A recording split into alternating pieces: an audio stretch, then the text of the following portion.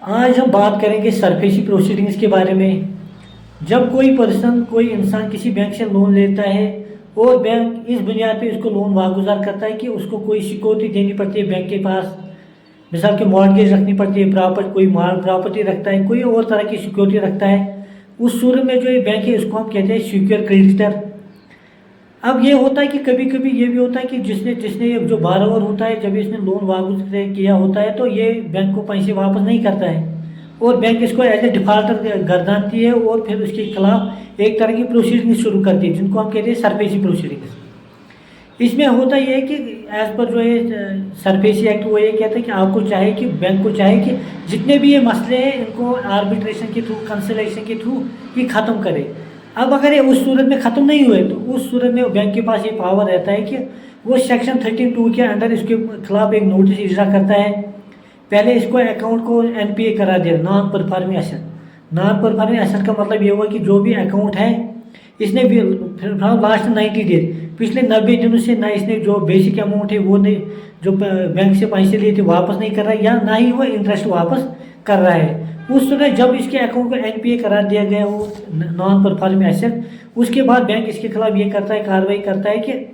اس کو نوٹس بھیج دیتا ہے۔ اس صورت میں جس کے خلاف یہ نوٹس آ جائے، کیونکہ جتنے بھی بارورز ہیں ان کو یہاں پر خیال رکھنا چاہیے، اگر آپ کے خلاف کوئی سرفیسی 32 کی نوٹس آ جائے آپ کے خلاف، اس صورت میں آپ کو چاہے کہ within 60 ڈیز کورٹ یہ بینک کے آپ کے جو پراپرٹی ہے اس کو ضبط کر سکتا ہے، اس کو اٹیچ کر سکتا ہے اور اس کو بھیج بھی سکتا ہے۔ آپ کو تب یہ کرنا ہے کہ جو یہ نوٹس سیکشن 32 کے اندر آ جائے اس کو یہاں سے جواب دینا ضروری ہے۔ اس سے آپ کا یہ فائدہ ہو کہ اس صورت میں بینک کو بھی وہاں سے within 15 ڈیز یا 7 ڈیز اس نوٹس کا جواب دینا پڑے گا، اور اس سے پتہ چلے گا کہ ہو سکتا ہے آپ کا جو کہ اکاؤنٹ ہے، جو بھی آپ کی گریوینسز ہوگی، جو بھی آپ کے آپ کے ڈیفینس میں جو بھی چیزیں ہوں گی آپ اس نوٹس میں اٹھا سکتے ہو۔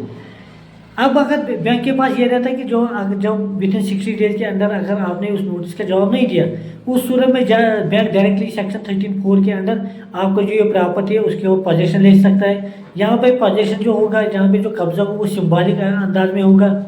یا کسی اور طریقے سے بھی ہو سکتا ہے، وہ انیموریٹ ہوئے ہیں سیکشن 13(4) میں ایسے ہی۔ اب یہاں پہ آپ اگر اس کے بعد یہ ہے کہ جو یہ بینک ہے وہ کنسرن جو ڈپٹی کمشنر صاحب ہے یا جو کنسرن چیف جوڈیشل میجسٹریٹ صاحب ہے یا جو میٹروپولیٹن میجسٹریٹ ہے، وہاں پہ ایک اپلیکیشن دے گی کہ ہمیں اس ایسٹ کا جو اس نے سیکیورٹی رکھی تھی بینک کے پاس اس کا ہمیں قبضہ دے دو۔ اس صورت میں بینک اس کو قبضہ لے سکتے ہیں۔ یہاں پر آپ کے پاس ریمیڈی ہے، اگر آپ کو لگ رہا ہے کہ نہیں آپ کے ساتھ ظلم ہوا ہے یا آپ کے ڈیفینس میں کچھ چیزیں ہیں آپ کی، وہ اٹھا سکتے ہو اور آپ اس کو چیلنج کر سکتے ہو ڈیتھ ریکوری ٹریبونل کے پاس، یا جیسے ہمارے جموں اینڈ کشمیر میں یہاں پہ آپ ڈائریکٹلی ہائی کورٹ بھی جا سکتے ہو، کیونکہ یہاں پہ ڈیتھ ریکوری ٹریبونل ابھی نہیں ہے۔ شکریہ، آج کے لیے اتنا ہی۔